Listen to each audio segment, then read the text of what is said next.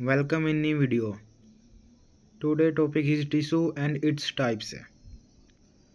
तो आज इस वीडियो में हम टिश्यू और उसके जो टाइप्स है वो स्टडी करेंगे। इस वीडियो में हम देखेंगे टिश्यू क्या होता है, उस और मेरिस्टेमेटिक टिश्यू क्या होता है और परमानेंट टिश्यू क्या होता है, और परमानेंट टिश्यू का जो सिंपल टाइप है और उसके भी जो 3 टाइप है वो स्टडी करेंगे कम्प्लीटली इस वीडियो में। तो चलो अभी स्टार्ट करते हैं। सबसे पहले टिश्यू। तो टिश्यू हमें पता है कि ग्रुप ऑफ सेल्स होता है टिश्यू, जो एक कॉमन फंक्शन करता है। एक ऐसा सेल्स का ग्रुप जो एक कॉमन फंक्शन करता है और जो ओरिजिन कॉमन होता है उसे हम टिश्यू कहते हैं। तो डेफिनेशन, इसकी प्रॉपर डेफिनेशन कैसे लिखेंगे हम? टिश्यू इज ए ग्रुप और कलेक्शन ऑफ सिमिलर और dissimilar cells that perform or help to perform a common function and have a common origin। यानी कि टिश्यू क्या है?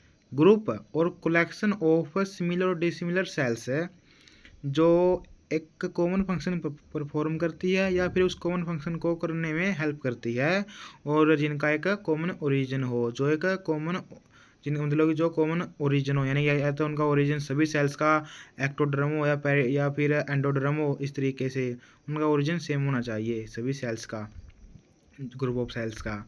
तो टिश्यू कितने प्रकार के इसमें? मेरिस्टेमेटिक, परमानेंट और सिक्रेटरी। तो सबसे पहले हम देखेंगे मेरिस्टेमेटिक टिश्यू को। मेरिस्टेमेटिक टिश्यू क्या होता है? एक group of young undifferentiated cells who take the ability of active cell division. यानी कि एक ऐसा यंग अनडिफरेंशिएटेड सेल्स का ग्रुप है जो लगातार डिवीजन करता ही जा रहा है, डिवीजन करता ही जा रहा है। यानी इसमें जो ये टर्म आई है अनडिफरेंशिएटेड, इसका मतलब है जो सेल्स का ग्रुप है उन्होंने अभी तक कोई कॉमन फंक्शन नहीं लिया है, यानी कि वो जो ग्रुप है सेल्स का वो डिवीजन करता जा रहा है बस। मेरिस्टेमेटिक टिश्यू में जो सेल्स का ग्रुप है वो क्या कर रहा है? बस डिवीजन कर रहा है, वो अभी वो कुछ कोई कॉमन फंक्शन नहीं कर रहा है। तो इसलिए इसकी डेफिनेशन में क्या आ गया? एक group of young undifferentiated cells, एक यंग अनडिफरेंशिएटेड सेल्स का ग्रुप है जो कि एक्टिव सेल डिवीजन करता रहता है। इसका कैरेक्टरिस्टिक फीचर की बात करें तो उसका साइज स्मॉल होगा और न्यूक्लियस है जो लार्ज होगा, सबसे पहला कैरेक्टरिस्टिक है इसका। सेकंड है dense cytoplasm and vacuoles absent है, लेकिन कुछ मिलेंगे भी, कुछ वैक्यूल्स मिलेंगे और स्मॉल साइज में मिलेंगे, और इंटरसेलुलर स्पेस बहुत कम होगा या फिर अब्सेंट होगा। सेल्स है वो कॉम्पैक्टली पैक्ड होगी, आइसोडायमेट्रिक एंड थिन एपिडर्मिस होगी। आइसोडायमेट्रिक का मतलब है कि बहुत सारे शेप में होगी, इसकी जो सेल्स है वो उनका जो शेप है वो बहुत प्रकार का होगा, और जो एपिडर्मिस है वो बहुत थिन होगी। 6 पॉइंट है chloroplast present in form of prochloroplast, और जो क्लोरोप्लास्ट है वो प्रोक्लोरोप्लास्ट की फॉर्म में प्रेजेंट होगा। जो सेल्स है मेरिस्टेम की वो राउंडेड हो सकती है, ओवल हो सकती है, पॉलीगोनल हो सकती है, रेक्टेंगुलर हो सकती है। और जो मेरिस्टम्स है वो एक्टिव मेटाबॉलिक स्टेट में होगा, यानी कि डिवीजन करता ही रहेगा। और they are rich in mitochondria, plastid are present in form of proplastid and endoplasmic reticulums absent है। और cells of meristem usually divide in a particular plane है, जो उसकी जो सेल्स है मेरिस्टम की वो एक ही प्लेन में डिवीजन करेगी, या तो करेगी एंटीक्लिनर कर लेगी या फिर पेरिक्लिनर कर लेगी। अब आ गया इसके टाइप्स की बात है। मेरिस्टम सेल्स टिश्यू है उसको हम कितने टाइप पर बांट सकते हैं? अब देखो इसके बहुत सारे टाइप्स हैं। सबसे पहले हमें meristem origin of cells, origin of cells के आधार पर इसके 2 टाइप है। मेरिस्टम के ओरिजिन ऑफ सेल्स के बेस पर 2 टाइप्स है। फर्स्ट है प्राइमरी मेरिस्टम और दूसरा सेकेंडरी मेरिस्टम। प्राइमरी मेरिस्टम कौन सा होता है? जो प्रोमेरिस्टम से ओरिजिनेट हुआ हो। प्रोमेरिस्टम से जो ओरिजिनेट होता है उसको ही प्राइमरी मेरिस्टम कहते हैं। प्रोमेरिस्टम कौन सा होता है? जो एम्ब्रियोनिक स्टेज में होता है। और ये प्राइमरी मेरिस्टम होता है ये प्लांट के पूरा लाइफ साइकिल के साथ उसके साथ रहता है, यानी कि लिखा भी हुआ है कि persist through out the life of A plant card primary meristem. जो प्राइमरी मेरिस्टम होता है ये जब तक प्लांट जीवित है तब तक उसके साथ बना ही रहेगा। और जो प्रोमेरिस्टम है वो originate from the embryo of plant है and also called primordial meristem और एम्ब्रियोनिक मेरिस्टम। और जो प्रोमेरिस्टम ये कहाँ से ओरिजिनेट हुआ है? प्लांट के एम्ब्रियो से ही, इसलिए इसको प्रीमोर्डियल मेरिस्टम और एम्ब्रियोनिक मेरिस्टम भी कहते हैं। एग्जाम्पल के लिए जो सेल्स है रूट और शूट के अपेक्स की, जो अपेक्स की सेल्स होती है रूट और शूट की, उसमें उसके अंदर प्राइमरी मेरिस्टम मिलता है। प्राइमरी मेरिस्टम कौन सा होता है? जो एम्ब्रियो प्लांट से ओरिजिनेट होता है। इसको हम प्रीमोर्डियल मेरिस्टम भी कहते हैं और एम्ब्रियोनिक मेरिस्टम भी कहते हैं। ये इसका फर्स्ट है प्राइमरी मेरिस्टम। अब है सेकेंडरी मेरिस्टम। जो सेकेंडरी मेरिस्टम है ये ओरिजिनेट होता है जब हम परमानेंट टिश्यू का डी डिफ्रेंशिएशन कर देते हैं। देखो 3 टर्म होती है, एक तो होती है डिफ्रेंशिएशन, एक होती है डी डिफ्रेंशिएशन और एक होती है री डिफ्रेंशिएशन। जो डिफ्रेंशिएशन होता है उसका मतलब है कि हम मेरिस्टेमेटिक टिश्यू को परमानेंट कर रहे हैं। मेरिस्टेमेटिक टिश्यू को एक कॉमन फंक्शन देके परमानेंट कर दिया। और एक होता है डी डिफ्रेंशिएशन। इसका मतलब हुआ कि परमानेंट टिश्यू को हमने दोबारा से मेरिस्टेमेटिक कर दिया। और एक होता है री डिफ्रेंशिएशन, जिसमें क्या होता है कि हमने फिर से क्या किया, मेरिस्टेमेटिक टिश्यू को परमानेंट कर दिया। तो यहाँ पर क्या वर्ड आया हुआ है? D differentiation. डी डिफ्रेंशिएशन का मतलब क्या हुआ कि हमने क्या कर दिया, हमने उसमें डिफ्रेंशिएशन का अर्थ तो ये हुआ कि हमने मेरिस्टेमेटिक को परमानेंट कर दिया, और डी डिफ्रेंशिएशन का अर्थ ये हुआ कि हमने परमानेंट को मेरिस्टम कर दिया। यानी कि जो परमानेंट थी उसको हमने क्या कर दिया, मेरिस्टेमेटिक कर दिया। तो यहाँ पर क्या डेफिनेशन बनी सेकेंडरी मेरिस्टम की? The meristem who originate from the D differentiation of permanent tissue. एक ऐसा मेरिस्टम जो कहाँ से ओरिजिनेट होता है? परमानेंट टिश्यू के डी डिफ्रेंशिएशन से। परमानेंट टिश्यू के डी डिफ्रेंशिएशन का मतलब क्या हुआ है कि परमानेंट टिश्यू को हमने फिर से किस में कन्वर्ट कर दिया? मेरिस्टेमेटिक में। तो secondary meristem, the meristem who originate from the D differentiation of permanent tissue. It's originate when need protection and repair. ये कब ओरिजिनेट होता है? जब प्रोटेक्शन और रिपेयर की जरूरत होती है प्लांट को। एग्जाम्पल है कोरोकैम्बियम, vascular cambium in dicot roots, interfascicular cambium, dicot stem. Cells इसकी जो यूजुअली इलोंगेटेड होती है, नैरो होती है। सेंट्रल वैक्यूल्स प्रेजेंट होता है सेकेंडरी मेरिस्टम में। तो ये था मेरिस्टम का टाइप पहला। किसके बेस पर? ओरिजिन ऑफ सेल के बेस पर। ओरिजिन ऑफ सेल के बेस पर मेरिस्टम को हम दो टाइप में बदल सकते हैं, प्राइमरी मेरिस्टम और सेकेंडरी मेरिस्टम। प्राइमरी मेरिस्टम जो कहाँ से, यानी कि जो एम्ब्रियो प्लांट से राइज होता है, और सेकेंडरी मेरिस्टम जो D differentiation of permanent tissue से राइज होता है। अब हम बात करेंगे मेरिस्टम बेस ऑन फंक्शन के बेस पर है। तो फंक्शन के बेस पर हम मेरिस्टेमेटिक टिश्यू को 3 भागों में बांट सकते हैं, प्रोटोडर्म, प्रोकैम्बियम, ग्राउंड मेरिस्टम।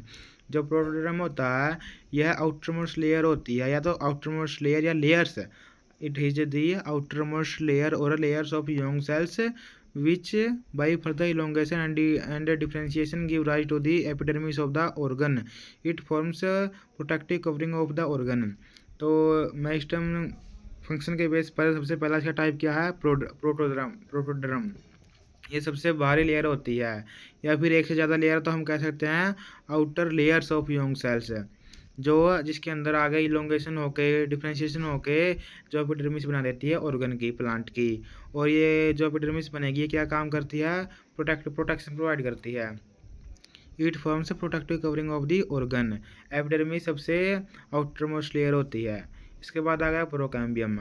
ये क्या करता है? ये वेस्कुलर टिश्यू का ओरिजिन करता है। प्रोकैम्बियम क्या बनाता है? वेस्कुलर टिश्यू बनाता है, जैसे कि जाइलम फ्लोएम हो गए। ये कंडक्शन और मैकेनिकल सपोर्ट देते हैं प्लांट को। तीसरा है ग्राउंड मेरिस्टम। ये क्या करता है? ये डिफरेंशिएटेड इन ग्राउंड टिश्यू है। ये ग्राउंड मेरिस्टम डिफरेंशिएटेड हो जाता है ग्राउंड टिश्यू में, जैसे कि प्राइमरी कोर्टेक्स हो गया, एंडोडर्मिस हो गया, पेरिसाइकिल हो गया, प्राइमरी मेडुलरी रे हो गया, पिथ होगी। ये क्या काम करते हैं? और ये कंडक्शन का, स्टोरेज का, सपोर्ट का काम करते हैं ग्राउंड मेरिस्टम। तो ये था मेरिस्टम बेस्ड ऑन फंक्शन। तीन में फंक्शन के बेस पर मेरिस्टम को 3 भागों में बांट सकते हैं, प्रोटोडर्म, प्रोकैम्बियम और ग्राउंड मेरिस्टम। इसके बाद आ गया meristem base on plane of division. Plane of division पर मेरिस्टम कितने प्रकार का है? तो ये तीन प्रकार का है भाई, रिब मेरिस्टम, प्लेट मेरिस्टम और मास मेरिस्टम। जो रिब मेरिस्टम होता है इसके अंदर क्या होता है? जो सेल्स है ना उसको हम एक ही प्लेन में डिवाइड कर सकते हैं, उसे कहते हैं रिब मेरिस्टम। रिब मेरिस्टम में क्या होता है? सेल्स को हम एक ही प्लेन में डिवाइड कर सकते हैं। और ये जब एक ही प्लेन में डिवाइड हो उसे कहते हैं एंटीक्लिनल डिवीजन। उसे कौन सा डिवीजन कहते हैं? Anticlinal. And result in the formation of row of new sales.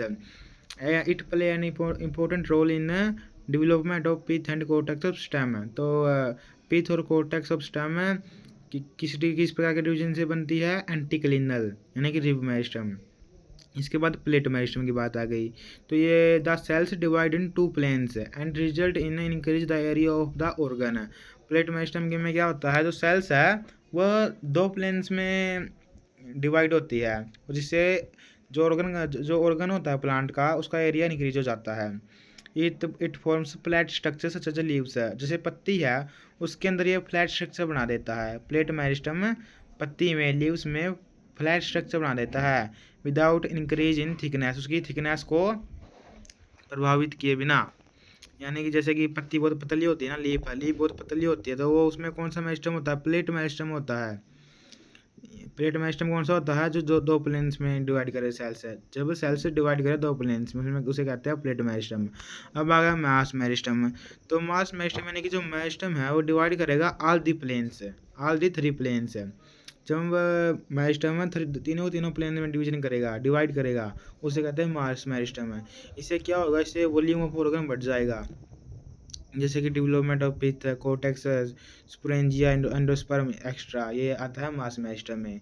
सीधी सी बात है यहाँ पर कि मेरिस्टम प्लेन ऑफ डिवीजन के बेस पर 3 भागों में बांट सकते हैं। रिब मेरिस्टम जब सेल डिवाइड करे 1 प्लेन में, एंटीक्लिनल डिवीजन करे, और दूसरा है प्लेट मेरिस्टम जब 2 प्लेन में डिवीजन करे, और मास मेरिस्टम जब 3 प्लेन में डिवीजन करे। अब आ गया base on position in the body. Meristem base on position in the body, यानी कि प्लांट में मेरिस्टम कहाँ पर है उसके बेस पर हम मेरिस्टम को 3 भागों में बांट सकते हैं। पहला है एपिकल मेरिस्टम, दूसरा इंटरकैलरी मेरिस्टम, तीसरा है लेटरल मेरिस्टम। सबसे पहले हम बात करेंगे एपिकल मेरिस्टम। तो एपिकल मेरिस्टम कौन सा होता है, मतलब जो मेरिस्टम, तो सबसे जैसे कि आपने स्टेम और रूट का जो अपेक्स होता है, अपेक्स यानी कि जो टॉप पोजीशन होती है रूट और स्टेम की, वहाँ पर मिलता है एपिकल मेरिस्टम। तो the meristem is located at the apices of stem and root of vascular plants is called apical meristem. They are also found at the apices of leaves, और ये leaves के apex पर भी, यानी कि leave का जो टॉप पोजीशन है वहाँ पर भी मिलता है ये एपिकल मेरिस्टम है।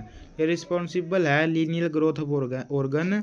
Single apical cell constitute the apical meristem in pteridophytes, where in higher plants a group of cells which may be terminal or subterminal constitute the apical meristem। यहाँ पर जो लास्ट लाइन है इसका क्या मतलब है कि जो टेरिडोफाइट्स है उसके अंदर केवल एक सिंगल सेल होती है जो एपिकल मेरिस्टम का निर्माण करती है, लेकिन जो हायर प्लांट्स है जैसे कि एंजियोस्पर्म है, वहाँ पर जो एपिकल मेरिस्टम बनेगी वो एक सिंगल सेल नहीं, वो एक ग्रुप ऑफ सेल्स बनाएगा, जो कि टर्मिनल भी हो सकता है और सब टर्मिनल भी हो सकता है।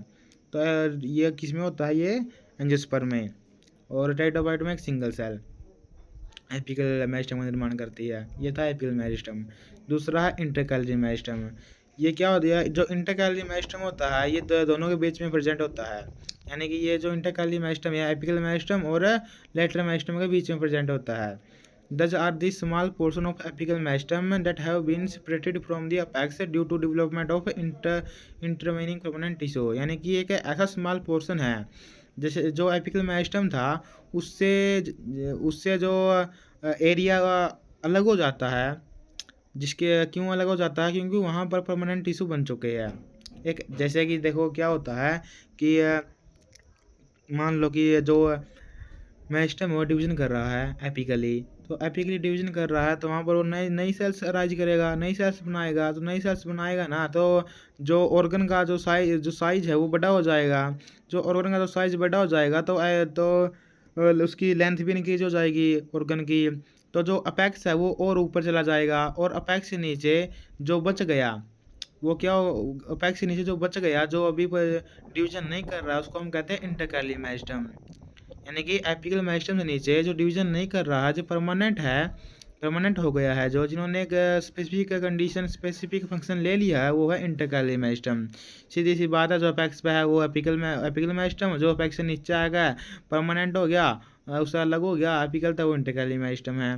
तो यही इसकी डेफिनेशन में लिखा हुआ है, this are the small portion of apical meristem that have become separated from the apex due to development of intervening permanent tissue. The cells remain meristematic for a short period and as are shown converted into permanent tissue। ये इन्होंने लिखा हुआ है कि जो इंटरकैली meristem थी ये पहले कैसी थी, ये पहले एपिकल मेरिस्टम थी। फिर ये एपिकल मेरिस्टम से इन्होंने क्या किया, ये परमानेंट हो गई है और इन्होंने स्पेसिफिक फंक्शन ले लिया।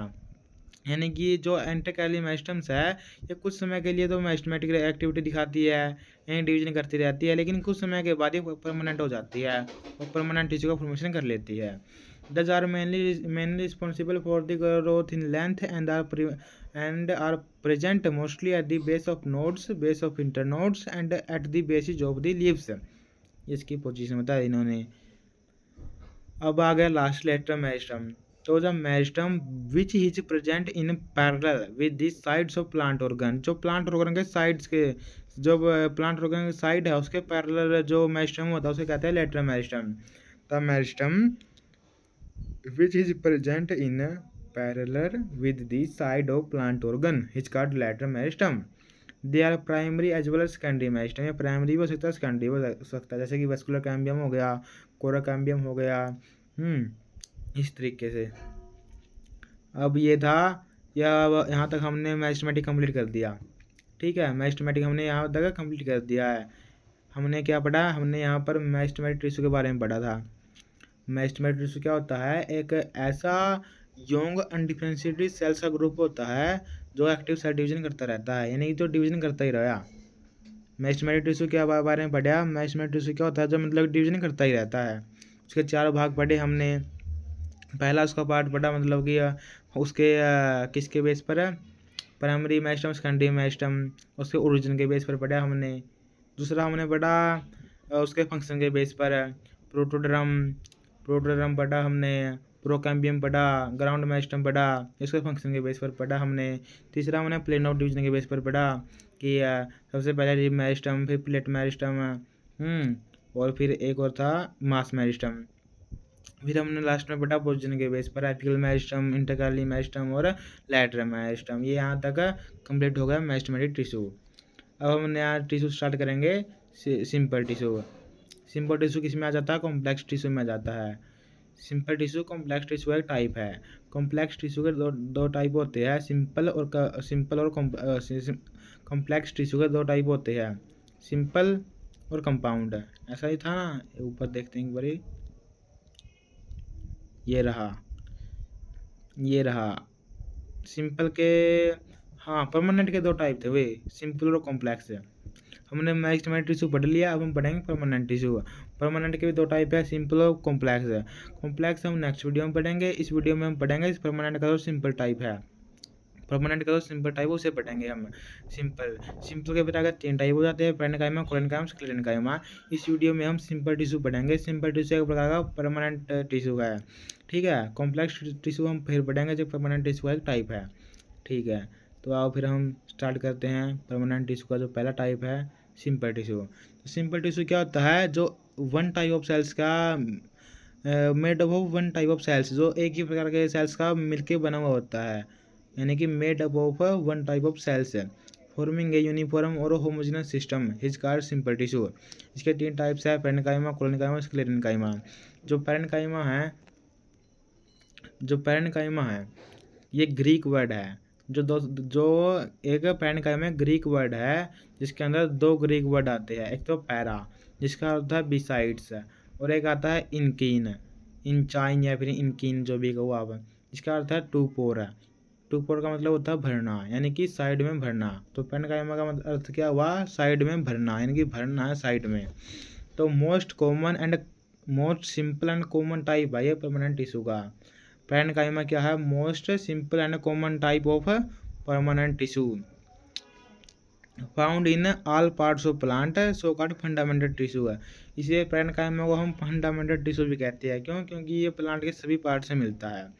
यह बहुत प्रिमिटिव टाइप का अनस्पेशलाइज्ड टिश्यू है, बहुत ही पुराना है और अनस्पेशलाइज्ड है, और ये अनदर टिश्यू का फॉर्मेशन करता है स्पेशलाइजेशन के द्वारा। स्पेशलाइजेशन का मतलब है यानी कुछ मॉडिफिकेशन कर लेता है अपने अंदर, जिससे नए टिश्यू अनदर टिश्यू की फॉर्मेशन हो जाती है।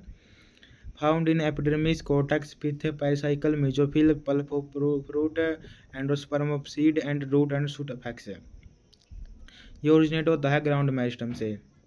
ओरिजिनेट कहाँ से हुआ? ग्राउंड मेरिस्टम से। हमने पढ़ा था ऊपर ग्राउंड मेस्टम, ऊपर हमने पढ़ा था ना, वहाँ से ओरिजिनेट होता है। सेल्स कैसी है इसकी, लिविंग है, cells is living. Parenchyma cells कैसी है, लिविंग है। आगे भी इसके अंदर कुछ डेफिनेशन में इसकी देखो, tissue consist of uniformly thin walled cells है। सेल्स कैसी है, यूनिफॉर्मली है, थिन वाल्ड है। Cells are completely arranged without intercellular space है, कॉम्पैक्टली अरेंज्ड है। इंटरसेलुलर स्पेस है भी, कुछ में है कुछ में नहीं है, ये नहीं कि परमानेंट कि है ही नहीं है कुछ में, but in some cells intercellular space carry. Cells provide turgidity to the plant organ due to their turgid nature है। और क्या सेल्स प्रोवाइड टर्जिडिटी प्रदान करते हैं प्लांट्स को। Those have ability to dedifferentiate and form secondary meristem, और ये dedifferentiate होकर सेकेंडरी मेस्टम की फॉर्मेशन कर सकता है। कौन, पैरेन्काइमा। पैरेन्काइमा डी डिफ्रेंशिएट हो गए सेकेंडरी मेस्टम की फॉर्मेशन कर सकता है। अब पैरेन्काइमा के टाइप्स पढ़ेंगे हम। तो depending upon their shape and nature of function, सबसे पहला इसका टाइप आता है प्रोसेनकाइमा। प्रोसेनकाइमा क्या है, जब पैरेन्काइमा जो पैरेन्काइमा सेल्स होती है वो प्रोटेक्शन और सपोर्ट का काम करने लग जाती है। जब पैरेन्काइमा सेल्स प्रोटेक्शन और सपोर्ट का काम करने लग जाती है तब उसे कहते हैं प्रोसेनकाइमा। इसके अंदर जो सेल्स है वो थिक वाल्ड होती है, तभी तो प्रोटेक्शन करेगी। इलोंगेटेड होती है, पॉइंटेड एंड्स होते हैं इन सेल्स का, प्रोसेनकाइमा का। और थिकनिंग है सेलुलोज के कारण। यहाँ पर थिकनिंग किसके कारण होती है, सेलुलोज के कारण। लेकिन लिग्निन के कारण नहीं होती है। लिग्निन जो लिग्निन है ये उसमें मिलेगी स्क्लेरेन्काइमा में। अभी हम पढ़ रहे हैं पैरेन्काइमा। पैरेन्काइमा में जो थिकनिंग होती है वो सेलुलोज की होती है, और कोलेनकाइमा में लिग्निन होती है वो जो पैरेन्काइमा उसके अंदर सेलुलोज की, उसमें सेलुलोज की थिकनिंग होती है। और जो कोलेनकाइमा है उसके अंदर सेलुलोज की नहीं होती, उसके अंदर होती है पैक्टिन की लिग्निन, सॉरी पैक्टिन की थिकनिंग होती है। और जो स्क्लेरेन्काइमा उसके अंदर होती है लिग्निन की थिकनिंग। तो पैरेन्काइमा में किसकी थिकनिंग हुई, सेलुलोज की। तो इसका पहला टाइप है प्रोसेनकाइमा, यानी कि जब पैरेन्काइमा प्रोटेक्शन और सपोर्ट प्रोवाइड करे उसे हम कहते हैं प्रोसेनकाइमा। अब आ गया एरेन्काइमा। एरेन्काइमा का मतलब है कि जब when parenchyma cells carry large intercellular space and feed with air, it's called एरेन्काइमा। यानी कि जब पैरेन्काइमा की सेल्स से जो इंटरसेलुलर स्पेस कैरी करती है, पैरेन्काइमा सेल्स के पास इंटरसेलुलर स्पेस होता है, और जब उन इंटरसेलुलर स्पेस में एयर फिल हो जाती है उसे कहते हैं एरेन्काइमा।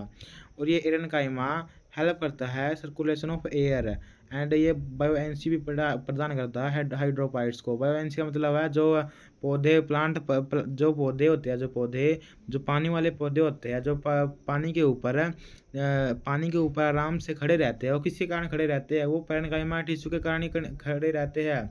क्यों, क्योंकि पैरेन्काइमा सेल क्योंकि जो पैरेन्काइमा होता है ना, जो पैरेन्काइमा टिश्यू होता है उसके अंदर इंटरसेलुलर स्पेस होते हैं, और पैरेन्काइमा उन इंटरसेलुलर स्पेस में एयर फिल कर लेता है, जिससे क्या होता है, जिससे हाइड्रोफाइट्स को बायोएनर्जी प्रोवाइड हो जाती है।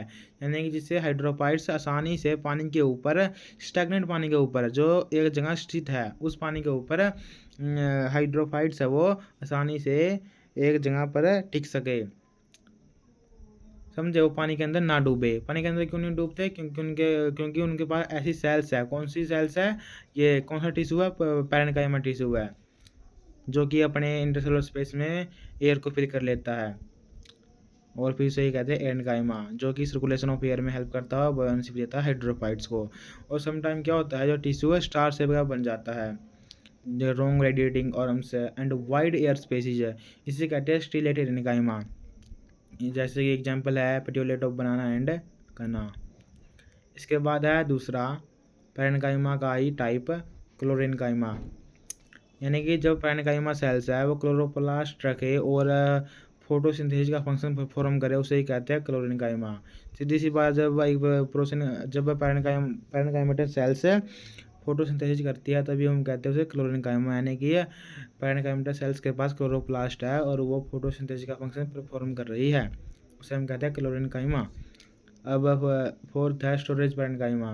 तो कुछ पैरेन्काइमेटेड सेल्स है वो स्पेशल स्टोरेज टिश्यू रखती है, कुछ store material Some parenchymal cells act as special storage tissue to store material in form of starch, grain, fats, oils, protein, extra.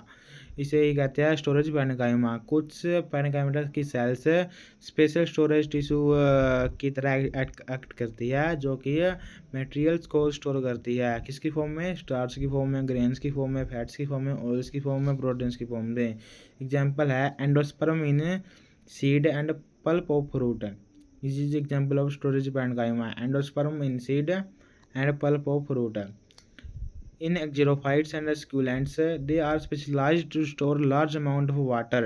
जैसे अगेव, अलोए, हकिया। अब आ गई आइडियोब्लास्ट।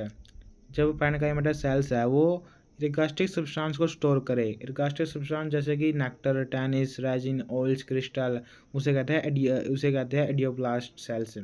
ये भी इसका टाइप्स है पैरेन्काइमा का। तो ये पैरेन्काइमा यहाँ पर कंप्लीट होता है। ठीक है जी। अब बात आ गई कोलेनकाइमा की। तो कोलेनकाइमा है, ये ग्रीक वर्ड से मिलकर बना हुआ है। ये भी कोला और इनकाइमा। कोला का मतलब है ग्लू, इनकाइमा का मतलब है इन्फ्यूजन। तो ये found only in primary body, absent in secondary body of dicot. Collenchyma केवल प्राइमरी बॉडी में मिलता है डाइकोट्स के, सेकेंडरी बॉडी में नहीं मिलता कोलेनकाइमा। ये एब्सेंट होता है रूट्स में। वैसे कोलेनकाइमा का मेन काम पता क्या है? फ्लेक्सिबिलिटी का है। मेन काम क्या है? फ्लेक्सिबिलिटी का है। तो जब सेकेंडरी ग्रोथ होती है ना प्लांट में, तो उसके अंदर सेकेंडरी ग्रोथ होती है, तो उसके अंदर वो प्लांट बहुत मोटा हो जाता है, बहुत शक्तिशाली हो जाता है। इसलिए कोलेनकाइमा हम कह रहे थे कि सेकेंडरी बॉडी ऑफ डाइकोट में नहीं मिलता। लेकिन शुरू शुरू में जब प्लांट पतला होता है ना, शुरू शुरू में जब नवजात प्लांट होता है, वो तो वो क्या होता है? बहुत पतला होता है। तो उसको प्रोटेक्शन, उसको लचीलापन की आवश्यकता होती है। लचीलापन की आवश्यकता होती है उसको। तो लचीलापन कौन देता है? कोलेनकाइमा देता है। लचीलापन उसे मतलब यदि हवा आए तो वो थोड़ा लचीला होगा तो मुड़ जाएगा, लेकिन वो टूटेगा नहीं, वो टूटेगा नहीं। यदि वो लचीलापन नहीं होगा उस प्लांट के अंदर तो वह टूट भी सकता है। हवा के द्वारा टूट भी सकता है, लचीलापन नहीं हुआ। यदि एकदम सख्त होगा तब भी ठीक नहीं है प्लांट के लिए। इसीलिए लचीलापन कौन प्रोवाइड करता है? कोलेनकाइमा फ्लेक्सिबिलिटी देता है। इसलिए ये प्राइमरी बॉडी में मिलता है, लेकिन सेकेंडरी बॉडी में नहीं मिलता डाइकोट की। और जो मोनोकोट उसमें तो प्राइमरी बॉडी होती है, नहीं, प्राइमरी ग्रोथ ही होती है, सेकेंडरी ग्रोथ उसमें होती नहीं है। तो सभी की सभी जो भी मोनोकोट प्लांट उनके अंदर तो कोलेनकाइमा मिलेगा ही मिलेगा। तो यूजुअली एब्सेंट इन रूट्स में ये सामान्यतः एब्सेंट होता है। In stem it occur beneath the epidermis and form hypodermis. Stem के अंदर ये कहाँ होता है? एपिडर्मिस के नीचे। In stem it occur beneath the epidermis and form hypodermis. ये एपिडर्मिस के नीचे होता है स्टेम में, और जो हाइपोडर्मिस बनाता है।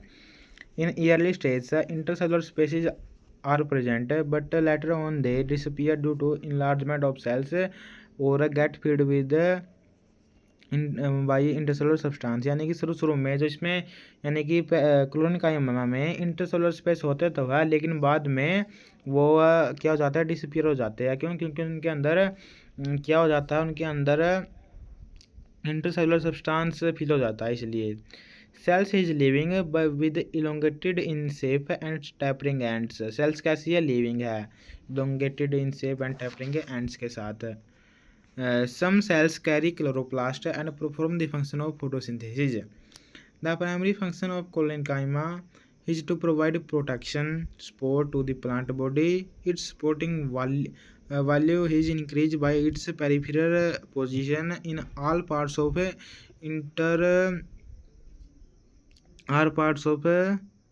ये लिखा तो हुआ है क्या यहाँ? इंटरपेक्टुलर मिडरिब।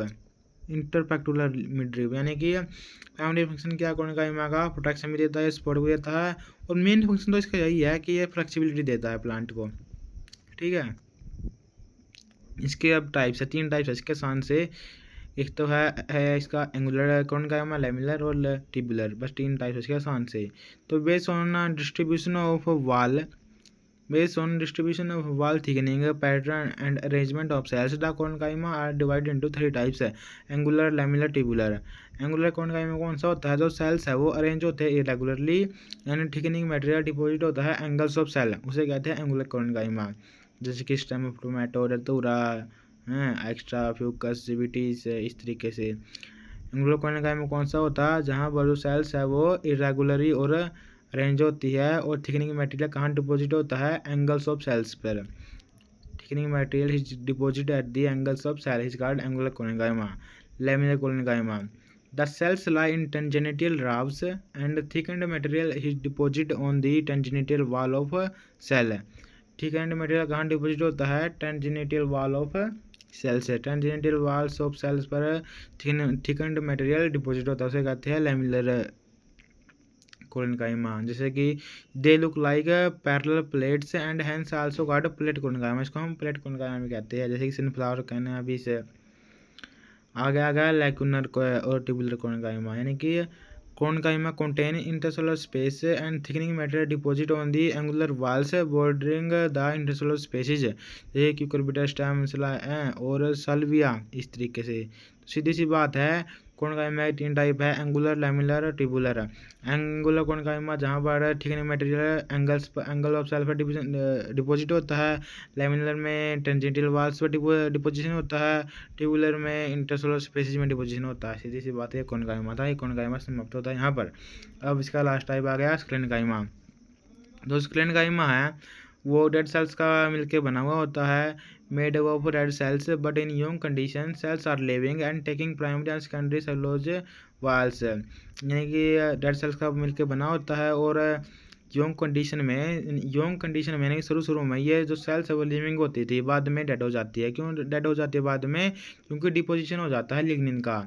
डिपोजिशन स्टार्ट होता है मिडल लैमिला से होते हुए प्राइमरी वाल, फिर प्राइमरी वाल से सेकेंडरी वाल, ठीक है। At maturity the thickening increased and the protoplasm become dead. Maturity पर थिकनिंग इंक्रीज हो जाती है, थिकनिंग इंक्रीज होगी क्यों, क्योंकि लिग्निन का डिपोजिशन हो गया तो थिकनिंग इंक्रीज हो गई, और जो प्रोटोप्लाज्म है वो डेड हो गया, सेल्स भी डेड हो गई। तो but in some cases protoplasm still living है, लेकिन कुछ केस में प्रोटोप्लाज्म मरता नहीं है और लिविंग रहता है, उसे हम कहते हैं स्क्लेरोटिक पैरेन्काइमा। इसके 2 टाइप है, फाइबर्स और स्क्लेरेट्स। फाइबर्स के भी आगे आगे टाइप्स है, एक्सिलरी और एक्स्ट्रा एक्सिलरी। अब हम बात करते हैं फाइबर्स की ही। तो fibres are sclerenchymatous cells, fibres are sclerenchymatous cells that form the bulk of supporting और मैकेनिकल टिश्यू इन प्लांट्स, यानी कि फाइबर क्या है, डेड स्क्लेरेनकाइमेटल सेल्स है। Fibres are dead sclerenchymatous cells जो कि मैकेनिकल टिश्यू और सपोर्ट प्रोवाइड करता है प्लांट्स को। फाइबर ये नैरो होते हैं, मच इलोंगेटेड होते हैं, थिक वार्ड होते हैं, lignified dead cells with tapering और राउंडेड एंड्स। फाइबर्स ओरिजिनेट होते हैं मेरिस्टेमेटिक सेल्स से and they are living in their early stage, वही बात से शुरू में लिविंग होते हैं, लेकिन बाद में लिग्निन की डिपोजिशन के कारण ये डेड हो जाते हैं। ये थी फाइबर की बात। आगे अब बात हो जाती है सरफेस फाइबर और जिलेटिनस फाइबर और म्यूसिलेजिनस फाइबर। जो सरफेस फाइबर होता है ये ट्री फाइबर नहीं होते हैं, but they are not true fibres but are hairs that are found in the test of various seeds और फॉर्मिंग कवरिंग ऑफ फ्रूट्स। सबसे हम बात करें तो सबसे पहले हम बात करेंगे सरफेस फाइबर की। तो जो सरफेस फाइबर होते हैं ये ट्रू फाइबर नहीं होते हैं, ये हेयर्स है।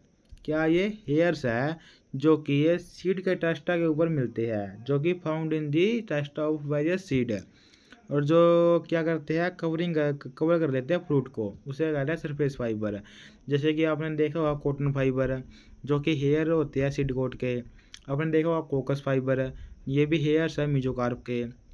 और एक और है जिलेटिनस और mucilaginous fibre are also known as Quercus rubra. innermost layer of such fiber possesses sufficient quantity of e-cellulose called G layer. This layer absorb water and swell up to form a mucilage and fill the lumen of fiber। ये देखिए मतलब कि कुछ प्रकार के fibre, surface fibre और gelatinous म्यूसिलिनस fibre. अब हम बात कर रहे थे कि इसके 2 टाइप्स से फाइबर के, एक्सिलरी फाइबर और एक्स्ट्रा एक्सिलरी फाइबर। तो सबसे पहले हम बात करेंगे एक्सिलरी फाइबर की, फाइबर्स के टाइप्स की। फाइबर्स के टाइप के जो एक्सिलरी फाइबर है, तो on the basis of origin economic use they are classify into two large group and types है, एक्सिलरी फाइबर और extra axillary fibre. Axillary fibre कौन से होते हैं? जो डेवलप होते हैं सेम मेरिस्टेमेटिक टिश्यू से। एक्सिलरी फाइबर कौन से होते हैं? जो डेवलप होते हैं सेम मेरिस्टेमेटिक टिश्यू से, जो प्रेजेंट है इन सेकेंडरी जाइलम। ये प्रेजेंट होते एक्सिलरी फाइबर सेकेंडरी जाइलम में प्रेजेंट होते हैं। इसको हम वुड फाइबर भी कहते हैं। इसके दो फॉर्म्स होती है, लिवरी फॉर्म और फाइबर ट्रैकेट्स। ये form integral parts of xylem. ये कौन सा पार्ट बनाते हैं? इंटेग्रल पार्ट्स बनाते हैं। इसके दो फॉर्म है, जो लिवरी फॉर्म और फाइबर ट्रैकेट्स है। सबसे पहले लिवरी फॉर्म की बात करते हैं। जो लिवरी फॉर्म फाइबर है ये long with extremely thick walls. कैसे होते हैं? Long with extremely thick walls, possessing simple pith of small aperture. Libriform fibre क्या है? लॉन्ग होते हैं और थिक वाल होते हैं, और सिंपल पिथ होती है लेकिन और स्मॉल अपर्चर होता है। और जो फाइबर ट्रैकेट्स है उनके साथ उल्टा हो जाता है, सीधी सी बात है। शॉर्ट होते हैं, थिन वाल होती है, बॉर्डर्ड पिथ होती है, लार्ज अपर्चर होता है, सीधी सी बात है। ये एक्सिलरी फाइबर के दो टाइप हो गए, लिवरी फॉर्म और फाइबर ट्रैकेट्स। आगे आ गया एक्स्ट्रा एक्सिलरी फाइबर। दो एक्स्ट्रा एक्सिलरी फाइबर है, इनको हम बास्ट फाइबर भी कहते हैं। एक्सिलरी फाइबर को हमने वुड फाइबर कहा, एक्स्ट्रा एक्सिलरी फाइबर को हमने बास्ट फाइबर कह दिया। They vary in length and their ends are blunt than tapering and may be branched. इनकी टैपरिंग भी हो सकते हैं और ब्रांच भी हो सकते हैं। लॉन्गेस्ट फाइबर रामी है, ramie RAMIE, longest fibre are of ramie. Cortical fibers develop in ground tissue as in stem of monocotyledons and are strongly lignified. Pericycle fibers originate in the peripheral region of vascular cylinder जैसे cannabis linum. The cell wall of linum are non-lignified and purely cellulosic. Phloem fiber develop in primary और secondary phloem जैसे कि hibiscus और corcorus. Function की बात करें तो fibre develop each other and ये क्या करते हैं? फंक्शन स्ट्रेंथ प्रोवाइड करते हैं। सबसे पहले fibre overlap each other and hence bundles of fibre impart great strength to the plant part. Strength देती है प्लांट पार्ट को, सबसे पहला फंक्शन है। और ये fibres are not hydrated and therefore they are elastic. Unlike plastic cells of parenchyma, they protect the plant from stress and strain of environment. ये strength भी देते हैं और स्ट्रेस और environment के स्ट्रेन से प्रोटेक्शन भी करते हैं। क्योंकि ये हाइड्रेटेड नहीं होती है, ये इलास्टिक होते हैं, इलास्टिक है, प्लास्टिक नहीं होते हैं ये। Their presence in leaves give rigidity and prevent from collapsing. Their presence on surface of seed and fruits help in dispersal. तो सीधी सी बात सीधी सी बात बताऊँगा चार क्या फंक्शन है। सबसे पहले स्ट्रेंथ प्रोवाइड करते हैं, ठीक है, नॉट हाइड्रेटेड होते हैं, और इलास्टिक देते हैं, इलास्टिक है, प्लास्टिक नहीं देते, इलास्टिक देते हैं ये। They are elastic in nature, ठीक है, जो कि स्ट्रेस और स्ट्रेन ऑफ इन्वायरमेंट के झेलने में हेल्प करता है, और रिजिडिटी देते हैं और डिस्पर्जर में हेल्प करते हैं। इकोनॉमिक यूज की बात करते हैं अब हम, इकोनॉमिक यूज की। तो देखो इकोनॉमिक यूज की बात करते हैं तो among the dicotyledons the phloem fibre from the bast fibre of commerce they are soft and flexible, so called soft fibre. जो फ्लोएम फाइबर होते हैं सॉफ्ट होते हैं, फ्लेक्सिबल होते हैं, इसलिए इनको सॉफ्ट फाइबर भी कहते हैं। जैसे कि हेम्प, कैनाबिस टाइवा, भांग कहते हैं जिसको, jute, corchorus capsularis, flax, linum, usitatissimum. They are very long, are used for making various types of cordage, textiles and papers है। इनसे बहुत सारे मतलब पेपर, टेक्सटाइल्स बना सकते हैं। आगे fibre in monocotyledons are the leaf fibre. जो फाइबर है मोनोकोटिलीडोन्स में कैसे है? लीफ फाइबर है। Due to the presence of strong lignified cell walls thus are hard and stiff, hence called hard fibre है। जैसे कि मैनीला हेम्प, मूसा टेक्सटाइल्स, सैग्रम ऑफिसिनेरियम यानी कि जो गन्ना है, एसमुंजा, अगे वेक्स्टा, they are also use in cordage and paper industry. Epidermal hair of cotton and म्यूजोकारो फाइबर फोकस are termed as fibres of commerce, they are use as filling fibres.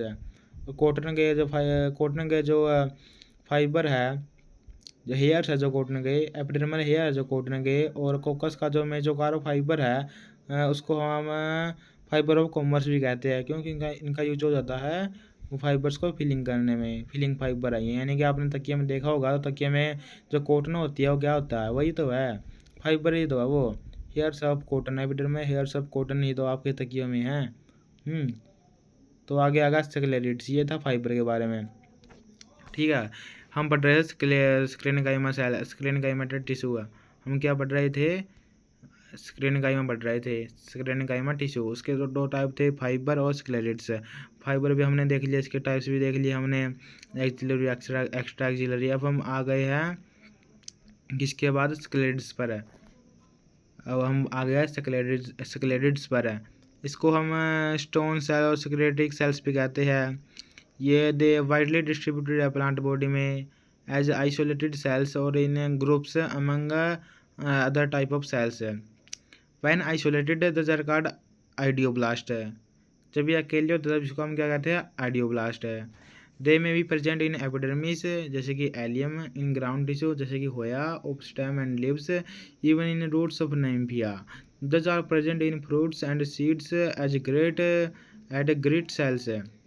Hardness and strength of seed coat in Pyrus is due to the presence of abundant sclerids। पाइरस यानी कि आपने देखा होगा, जैसे कि strength होती है, जो हार्डनेस एंड स्ट्रेंथ होती है सीड कोट की पाइरस में, वो किसके कारण होती है, इन्हीं स्क्लेरिड्स के कारण होती है। समझे। आगे हम देखो स्क्लेरिड्स है जो, वो स्क्लेरिड्स है वो डेड स्क्लेरेन्काइमा सेल्स है। क्या है, sclereids are dead sclerenchyma cells possessing strongly lignified thick walls with simple pith। The lumen is much reduced or completely obliterated। They originate from simple parenchyma cells by the deposition of secondary wall layers in lamellar arrangement। They may be spherical, oval, cylindrical, T-shape, dumbbell shape, ये various form में मिलते हैं। ठीक है, आगे है दे में भी सिंपल और ब्रांच, और सिंपल भी हो सकता है और ब्रांच भी हो सकते हैं। इसके टाइप्स आ गए। सबसे बड़ा टाइप है ब्रैकिस्क्लेरिड्स, यानी कि जो कि आइसोडायमेट्रिक होता है शेप में, जो कि मिलता है fruit of pear and cocos. दूसरा टाइप है इसका मैक्रोस्क्लेरिड्स है, जो कि रोड शेप होता है, जो मिलता है seed coat of oleum beans में। तीसरा है एस्ट्रोस्क्लेरिड्स है, जो स्टार शेप का होता है, जो पेटियोलेट्स ऑफ कैमेलिया में मिलता है, हाइड्रोबाइट्स होता है एस्ट्रोस्क्लेरिड्स स्टार शेप। इसके बाद है ओस्टियोस्क्लेरिड्स है, यानी कि बोन शेप, जो मिलता है हाकिया पोड ऑफ पी में found leaf of Hakea and pod of pea, osteosclereids. इसके बाद आ गया फिलीफॉर्म स्क्लेरिड्स, यानी कि हेयर लाइक। तो ये इसके टाइप्स थे भाई, स्क्लेरिड्स के 5 है। Brachysclereids, isodiametric, macrosclereids, rod shape, astrosclereids, star shape, osteosclereids, bone shaped, filiform sclereids, hair like है। तो ये जो आपका यहाँ पर टिश्यू, एस्टिमेटेड टिश्यू और परमानेंट टिश्यू का पहला टाइप था सिंपल टिश्यू, वो कंप्लीट होता है। यदि वीडियो अच्छी लगी हो तो please like, subscribe and comment. यदि वीडियो अच्छी लगे तो शेयर करें दूसरों को भी, और कुछ कमी लगी हो वीडियो में तो ज़रूर बताएंगे कि क्या कमी लगी, आगे से हम उस कमी को सुधार कर आएंगे। धन्यवाद, thank you, thanks for watching.